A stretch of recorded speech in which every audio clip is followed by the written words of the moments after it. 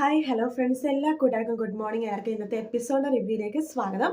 അങ്ങനെ എപ്പിസോഡ് തുടങ്ങുമ്പോൾ തന്നെ കാണിക്കുന്ന സരയൂനെയാണ് കേട്ടോ. സരയുടെ ഫ്രണ്ടിനെ കാത്തു നിൽക്കുകയാണ്. അപ്പോൾ ഫ്രണ്ട് വരുന്നുണ്ട്. ഫ്രണ്ട് ഫോറൻസിക് റിപ്പോർട്ടിൽ ഒരു വർക്ക് ചെയ്യുന്ന ഒരു പെണ്ണാണ്ടോ. അപ്പോൾ ഞാൻ സരയു, നിന്നെ കണ്ടിട്ട് എത്ര നാളായിടി, എന്താ നീ കാണണമെന്ന് പറഞ്ഞത്? ഒരു കാര്യം ഉണ്ടെടി. ശരിയാ, നിന്നെ കണ്ടിട്ട് എത്ര നാളായി എടി. ഞാൻ ഒരു സംഭവം തരാമെന്ന് പറഞ്ഞിട്ട് കയ്യിലുണ്ട് കവർ ആ പെണ്ണിൻ്റെ കയ്യിൽ കൊടുക്കാട്ടോ. ഇതെന്താടി ചോദിക്കുമ്പോൾ ഇതിൽ 3 ചെറിയ കവറുണ്ട്. ഒന്നിൽ എൻ്റെ മുടി, ഒന്ന് എൻ്റെ അമ്മയുടെ മുടി, ഒന്ന് എൻ്റെ അച്ഛൻ്റെ മുടി. ഇത് നീ ഒന്ന് പരിശോധിക്കണം. നിനക്ക് നിന്റെ അച്ഛനമ്മേനെ സംശയമായോ? നിന്റെ അച്ഛനമ്മയല്ലെന്ന്? അയ്യോ, എൻ്റെ അല്ലേടി, എൻ്റെ ഫ്രണ്ടിൻ്റെ അച്ഛനമ്മയുടെ മുടിയായത്. അവൾക്ക് ഇപ്പൊ ഒരു സംശയം. അവളൊരു അനാഥയാണേ, പക്ഷെ അവൾക്ക് ഇപ്പൊ ഒരു സംശയം. അവളുടെ അച്ഛനും അമ്മയും ഒരു സംശയമുണ്ട്. അപ്പൊ അവരാണെന്ന് ഉറപ്പിക്കാൻ വേണ്ടിയിട്ടാ. ഇതിന്റെ റിസൾട്ട് ഇപ്പൊ കിട്ടുമോടി? നീ പറഞ്ഞതല്ലേ, എന്തായാലും ഞാൻ പെട്ടെന്ന് തന്നെ ചെയ്തു തരാം എന്ന് പറയാണ്. അല്ലടി, ഇതൊക്കെ കിട്ടിക്കഴിഞ്ഞാൽ വല്ല പ്രശ്നമൊക്കെ ആകുമോ? സാധാരണ DNA ടെസ്റ്റിന്റെ റിപ്പോർട്ടും കാര്യങ്ങളും കിട്ടുമ്പോൾ പ്രശ്നങ്ങളൊക്കെ ആവുന്നതാണ്. അപ്പൊ അങ്ങനെ ഇതിലൊക്കെ ആയിക്കഴിഞ്ഞാൽ എനിക്ക് ബുദ്ധിമുട്ടാവും. അയ്യോ എടി, ഇത് പ്രശ്നമൊന്നും ആവില്ല. അവൾക്ക് ജസ്റ്റ് ഒന്ന് ഉറപ്പിക്കണം, അത്രേ ഉള്ളൂ. അഥവാ ആ പെൺകുട്ടിയുടെ അച്ഛനും അമ്മയും അല്ല ഇപ്പൊ കൂടുതലെങ്കിൽ അവൾ പ്രശ്നം ഉണ്ടാക്കില്ലേ? അങ്ങനെയൊന്നും ഇല്ലടി, അവൾക്ക് ജസ്റ്റ് ഒന്ന് അറിയണം, അത്രേ ഉള്ളൂ. ഓ ശരിയടി, നീ കുറെ നാളെ ശേഷം എന്നോട് ഒരു ആവശ്യം പറഞ്ഞതല്ലേ, ഞാൻ ചെയ്തു തരാം. അല്ല, നമ്മൾ ഒരുപാട് നാളെ ശേഷം കാണുന്നതല്ലേ, നമുക്കൊരു ചായ കുടിച്ചിട്ട് പിരിഞ്ഞാലോ? അതിനെന്താ, നമുക്ക് ചായ കുടിച്ചിട്ട് പതുക്കെ പിരിയാം എന്ന് പറയണം. അങ്ങനെ അവര് സരി പറഞ്ഞ എൻ്റെ കാറിൽ പോകാമെന്ന് പറഞ്ഞിട്ട് സരിയുടെ കാറിൽ ഫ്രണ്ടിനെ കയറ്റുവാണ്. അവരങ്ങനെ പോകുവാണ്. പിന്നീട് കാണിക്കുന്ന പ്രകാശിനെയാണ്. പ്രകാശിന് ഒരു ചെറിയ പിള്ളേരുടെ ഒരു ജീൻസും ടീഷർട്ടൊക്കെ ഇട്ടിട്ട് വരുവാട്ടോ. ആ സമയത്ത് കാർത്തികയും അമ്മൂമ്മയും നിലത്ത് നിൽപ്പുണ്ട്. അപ്പൊ പ്രകാശ് വരുമ്പോൾ അച്ഛനെന്താ ഈ വേഷത്തിലെന്ന് ചോദിക്കുമ്പോൾ, അത് മോളെ ഞാനൊന്ന് നടക്കാൻ വിചാരിച്ചു, കുറച്ച് ആരോഗ്യമൊക്കെ ശ്രദ്ധിക്കാന്ന് വിചാരിച്ചു എന്ന് പറയാണ്. അത് ശരിയാ മോളെ. ഇപ്പൊ മോളുടെ അമ്മയുടെ മുഖം കണ്ടേ പിന്നെ ഇവനിപ്പൊ ഭയങ്കര സ്വപ്നലോകത്ത്. എന്റെ അമ്മേനെ അച്ഛൻ കണ്ടിട്ടുണ്ടോ? അല്ല മോളെ, മോളുടെ അമ്മയുടെ രൂപം എന്ന് പറഞ്ഞിട്ട് ഒരുപാട് പെണ്ണുങ്ങളുടെ മുഖമൊക്കെ ഇവൻ മനസ്സിൽ വിചാരിക്കണ്ടേ? ദേച്ച അങ്ങനെയൊന്നും വിചാരിക്കല്ലോ കേട്ടോ. എന്റെ അമ്മേനെ കല്യാണം കഴിച്ചു കഴിഞ്ഞാൽ പിന്നെ അച്ഛൻ ഒരു പെണ്ണിനെ കുറിച്ചും ആലോചിക്കാൻ പാടില്ല. എനിക്കും എന്റെ അമ്മക്കും അത് ഇഷ്ടാവില്ല കേട്ടോ എന്ന് പറയണം. എന്റെ മോളെ, അതല്ല, മോളുടെ അമ്മ എങ്ങനെയായിരിക്കും എന്നൊക്കെ വെച്ചിട്ട് ഞാൻ ആലോചിക്കാറുണ്ടല്ലോ, അതാണ് അമ്മ പറഞ്ഞത്. ഓ അങ്ങനെയാണോ എന്ന് ചോദിക്കുമ്പോൾ അമ്മ പറയണ്ട്, മോളെ മോളുടെ അമ്മേനെ എന്തായാലും എത്രയും പെട്ടെന്ന് പ്രകാശം കല്യാണം കഴിക്കാൻ പോവല്ലേ, മോളുടെ അമ്മയുടെ ഫോട്ടോ ഒന്ന് പ്രകാശിനെ കാണിച്ചു കൊടുക്കുക എന്ന് പറയാണ്. ഇല്ല മമ്മുമ്മ, ഞാൻ എന്തായാലും അച്ഛനെ ഇപ്പൊ കാണിച്ചു കൊടുക്കില്ല. കല്യാണത്തിന്റെ സമയത്ത് മാത്രം അച്ഛനെന്റെ അമ്മയുടെ മുഖം കണ്ടാൽ മതി എന്ന് പറയാണ്. ആ സമയത്ത് പ്രകാശമാണ്, മതി മോളെ, അത് മതി. ഞാൻ അതുവരെ എനിക്ക് ആരോഗ്യമൊക്കെ ശ്രദ്ധിക്കണമല്ലോ എന്ന് പറയാണ്. അതെ, മോളുടെ അമ്മനെ വിവാഹം കഴിച്ചു കഴിഞ്ഞാലേ എന്റെ മോന് ഇനി ഒരു 10-30 വർഷമെങ്കിലും ജീവിക്കണ്ടേ? അയ്യോ എന്റെ അമ്മേ, എനിക്കൊരു 30 വർഷവും ജീവിക്കണ്ട, ഒരു 10 വർഷം ജീവിച്ചാലും മതി. മോളുടെ അമ്മയുടെ കൂടെ സുഖമായിട്ട് ഒരു 10 വർഷം ജീവിച്ചാൽ മതി, അത്രേ ഉള്ളൂ. അതിനുവേണ്ടി ആരോഗ്യമൊക്കെ ഒന്ന് ശ്രദ്ധിക്കണ്ടേ, അതുകൊണ്ട് ഓടാൻ പോകാൻ വേണ്ടി തീരുമാനിച്ചതെന്ന് പറയാണ്. അല്ല, വിക്രം എവിടെ വെച്ചാന്ന് ചോദിക്കുമ്പോൾ, അവനും രാവിലെ ഓടാൻ വേണ്ടി പോയിട്ടുണ്ട്. അവനും ആരോഗ്യമൊക്കെ ശ്രദ്ധിക്കുകയാണ്. ഈ ഓടാൻ പോണവിടെ കുറെ പെണ്ണുങ്ങളൊക്കെ ഓടാൻ പോകുന്നുണ്ട് മോളെ എന്ന് അമ്മൂമ്മ പറയാണ്.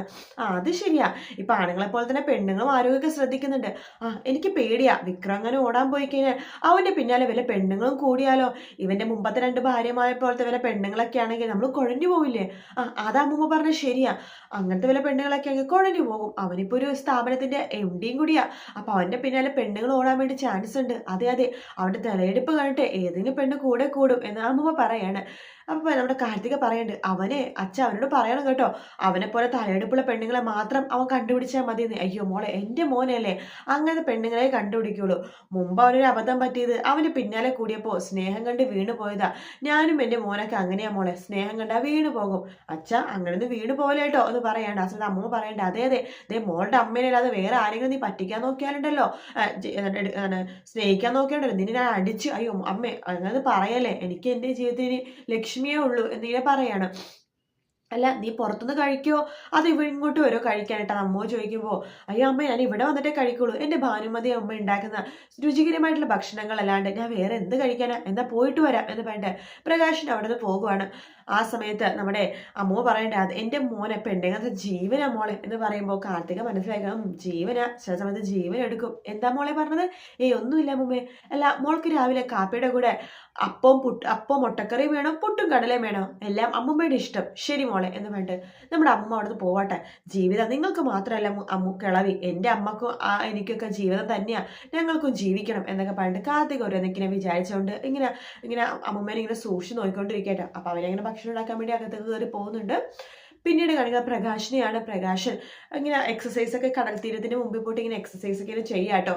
എന്നിട്ട് മനസ്സിൽ ഇങ്ങനെ വിചാരിക്കുന്നുണ്ട്, ഇന്ന് എന്തൊക്കെ വന്നാലും ലക്ഷ്മിനെ കണ്ടിരിക്കണം. പക്ഷേ ലക്ഷ്മിനെ കണ്ടതെങ്ങാനും ലക്ഷ്മിനെ കണ്ടതെങ്ങാനും കാർത്തിക മോൾ അറിഞ്ഞ പ്രശ്നമാവുമല്ലോ. ആ, കുറച്ചു നാൾ അവളെന്നെ പറ്റിച്ചതല്ലേ അമ്മേനെ കാണിക്കാതെ.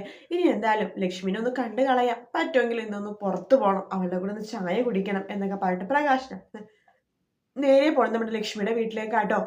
അതിനുശേഷം കാർ ഗേറ്റിന് മുമ്പിൽ തന്നെ പാർക്ക് ചെയ്തിട്ടാണ് പ്രകാശം വാതിൽ തുറക്കണത്. ഇന്ന് എന്തായാലും ലക്ഷ്മി ഞെട്ടിപ്പോകും എന്നൊക്കെ പണ്ട് കഥകൾ ഇങ്ങനെ കോണിംഗ് ബെൽ അടിക്കുക കേട്ടോ. അതിനുശേഷം പ്രകാശൊക്കെ കൂളിംഗ് ഗ്ലാസ് വെച്ചിട്ട് ഇങ്ങനെ തിരിഞ്ഞിരിക്കുവാണ്. ലക്ഷ്മി ഇങ്ങനെ വാതിൽ തുറക്കുന്നുണ്ട്. വാതിൽ തുറക്കുന്ന ലക്ഷ്മി ആരാ എന്ന് ചോദിക്കുമ്പോൾ പ്രകാശം തിരിഞ്ഞു നിൽക്കുകയാണ്. ആ സമയത്ത് ലക്ഷ്മി വീണ്ടും ചോദിക്കുകയാണ്, നിങ്ങളത് ചോദിച്ചത് കേട്ടില്ലേ ആരാണെന്ന്? പ്രകാശ് ഒന്ന് തിരിയുന്നുണ്ട്. ഇപ്പൊ എന്നെ മനസ്സിലായില്ലേ ലക്ഷ്മി എന്ന് ചോദിക്കുകയാണ്. ആരാ, നിങ്ങൾക്ക് എന്താ വട്ടാണോ എന്ന് ലക്ഷ്മി ചോദിക്കുകയാണ്. ഓ, കൂളിംഗ് ഗ്ലാസ് വെച്ചതുകൊണ്ട് എന്നെ കണ്ടിട്ട് മനസ്സിലായിട്ടുണ്ടാവില്ല അല്ലേ എന്ന് പറഞ്ഞിട്ട് കൂളിംഗ് ഗ്ലാസ് മാറ്റുവാട്ടോ. ഇപ്പൊ ലക്ഷ്മി ശരിക്കും നോക്ക്, നിന്റെ നിന്റെ നിന്റെ പ്രകാശേട്ടനാ. നിങ്ങൾക്ക് എന്താ വട്ടാണോ? എന്താ ലക്ഷ്മി നീ ഇങ്ങനെയൊക്കെ പറയണത്? നമ്മൾ ഒരുപാട് പ്രാവശ്യം നീ എന്നെ കണ്ടിട്ടുള്ളതല്ലേ, ഞാൻ എത്രയോ ഫോട്ടോ നിനക്ക് അയച്ചു തന്നിട്ടുള്ളതാണ്. പക്ഷെ ഞാനാണ് നിന്നെ കാണാത്തത്. മോളുടെ നിർബന്ധമായിരുന്നു നിന്നെ കാണരുതെന്ന്. എന്തായാലും നിന്നെ അവിചാരിതമായിട്ട് ഞാൻ കണ്ടു. പിന്നെ എനിക്ക് കാണാതിരിക്കാൻ പറ്റുന്നില്ല ലക്ഷ്മി. ഇന്നലെ രാത്രി ഞാൻ ഉറങ്ങിയിട്ടില്ല.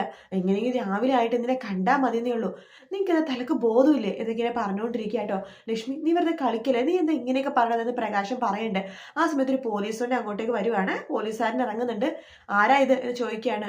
എനിക്കറിയില്ല, ഏതോ വട്ടനാണെന്ന് തോന്നുന്നു എന്നിങ്ങനെ പറയുക കേട്ടോ. ആ സമയത്താണെന്നുണ്ടെങ്കിൽ നമ്മുടെ എസ് ഐ ഇങ്ങനെ DYSP ഇങ്ങനെ ചോദിക്കേണ്ട ആരാടാ നീ?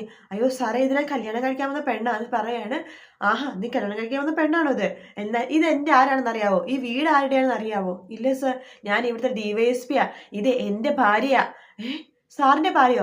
എൻ്റെ ഭാര്യ എടുത്ത് നട്ടാപ്പകല് അപവാസം ഈ അസഭ്യം പറയണ നിന്നെ തൂക്കിയെടുത്ത് വണ്ടിയിൽ കയറ്റിടോ എന്ന് പറയണം. അങ്ങനെ പോലീസുകാരെല്ലാം കൂടി നമ്മുടെ പ്രകാശനെ തൂക്കിയെടുക്കുവാണ്.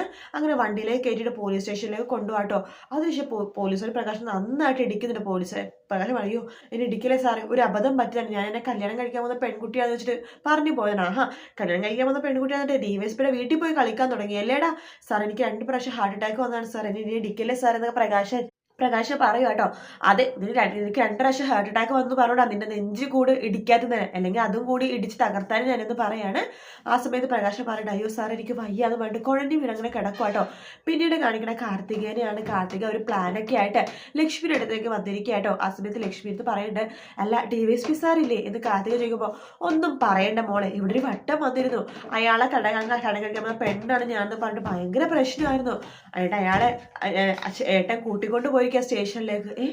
അയാളൊരു 10-15 വയസ്സുള്ള ആളാണോ? അതെ. അയാളുടെ പേര് പ്രകാശൻ എന്നാണോ? അതറിയില്ലല്ലോ മോളെ. അയാളുടെ വണ്ടി പുറത്ത് കിടക്കുന്നുണ്ട്. അയ്യോ, പുറത്തിറക്കുന്നത് എൻ്റെ വണ്ടിയാണല്ലോ.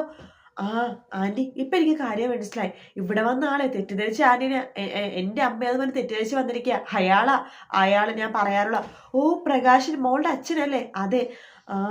അത് വെറുതെ അല്ലേ എന്നെ കണ്ടപ്പോ അയാൾ തെറ്റിദ്ധരിച്ചതായിരിക്കും. അതെ, ഞാനും ആന്റി കൂടി സംസാരിക്കുന്നത് എവിടെ വെച്ചിട്ട് അയാൾ കണ്ടിട്ടുണ്ട്. അപ്പൊ ആന്റിയാണ് എൻ്റെ അമ്മ തെറ്റിദ്ധരിച്ചിട്ടായിരിക്കും അയാളിവിടെ വന്നത്. അപ്പൊ അയാളെ കുറച്ചുകൂടി ഇടിക്കാൻ വേണ്ടി പറയട്ടെ ഏട്ടനോട് ഞാൻ പറഞ്ഞു. ആന്റി ശരിക്കും ഇടിക്കാൻ പറഞ്ഞു. അയാൾ എന്താ നന്നായിട്ട് ഇടികൊള്ളട്ടെ എന്ന് പറയാണ്. ഇനി അയാളെ പുറം ലോകം കാണിക്കാതിരിക്കട്ടെ മോളെ. അയ്യോ, അങ്ങനൊന്നും വേണ്ട ആന്റി, ആൾക്ക് ഇനി ഒരുപാട് പണികളെ എനിക്ക് കൊടുക്കാനുണ്ട്. അയാൾ നന്നായിട്ട് അടിച്ച് പെരുമാറാൻ പറഞ്ഞാൽ മതി എന്ന് പറയാണ്. ശരി, ഞാൻ അതെന്തായാലും പറഞ്ഞോളാം മോളെ എന്ന് പറയാണ്. അങ്ങനെ കാർത്തികൻ ലക്ഷ്മി കൂടി സംസാരിച്ചുകൊണ്ടിരിക്കുന്ന ഭാഗത്തോട് കൂടിയിട്ടാട്ടോ എപ്പിസോഡ് തീരുന്നത്. വീഡിയോ ഇഷ്ടപ്പെട്ടെങ്കിൽ ലൈക്ക് ചെയ്യുക, സബ്സ്ക്രൈബ് ചെയ്യുക, കമൻറ്റ് ചെയ്യുക. മറ്റൊരു വീഡിയോ വീണ്ടും കാണാം. Take care, bye bye.